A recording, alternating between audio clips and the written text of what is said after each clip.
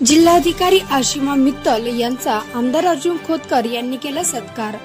जालना जिल्ह्याचे नवीन जिल्हाधिकारी पदी श्रीमती आशिमा मित्तल जालना जिल्ह्यातील नियुक्त झाल्याबद्दल अंदाज समिती प्रमुख तथा आमदार अर्जुनराव खोतकर यांनी भेट घेऊन पुष्पगुच्छ देऊन जिल्हाधिकारी कार्यालयामध्ये पुढील वाटचालीस शुभेच्छा दिल्या।